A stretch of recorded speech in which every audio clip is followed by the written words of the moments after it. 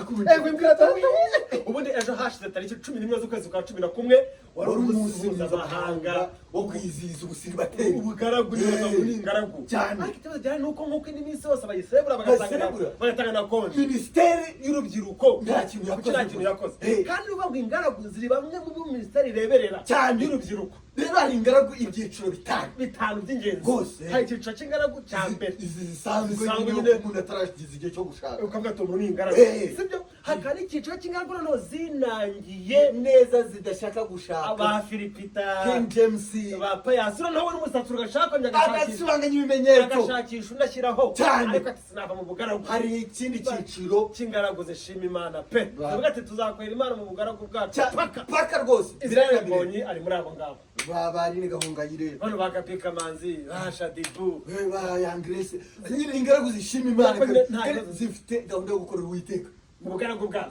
hari icyiciro cya kane cy'ingaragu noneho zibona zibyihingamo zibyishakamo papa safi zikabyihingamo senderi zikabyihingamo samusure pe ukahura n'umuntu wanamureba ukabona yakwiye kuba ari ingaragu ukara agakweto keza ukabona agashati karuvati bitamu noneho noneho haze made in Rwanda umuyamere ya shati iti kwereka koko nimba byihingamo cyangwa se yagakwiye kuba ari ingaragu. noneho hari na za ngaragu noneho zo zinzobere zirentelektuweli muri ibyo bintu nyine ubona nta hantu wamuhera cyane. munana muramubwira ati se munana kuri kiri ingaragu yakibazo ni iki akavuga ati rero umuntu witwa Masorine namuzi sundi yatakayita ati bwa mune zo muri Ghana za Mali hajya ibintu twishane wakiye turuva none uri kumusaba n'imbabazi akakubwira ati urara umuntu agenaga hafi y'umwami w'abaroma babiri bari mwari ingaragu undi yarashatse umunsi umwe ngo undi bashatse yakorewe umugore we ngo ibibazo ngo uwaje kumusevinga nawe undi wari ingaragu n'abagiye kumwica ingaragu iramukiza cyane. akakubwira ati nyihanganira ari impunzi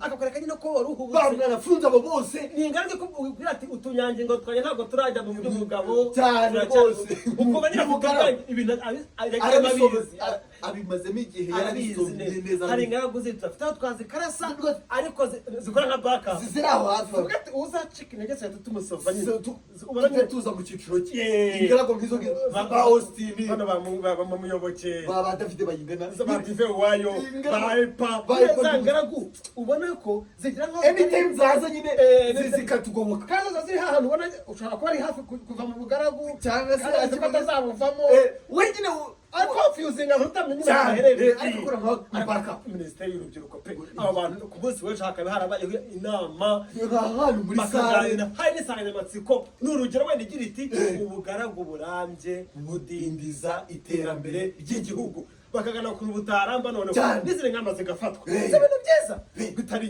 ibyo rwose bigomba guhinduka.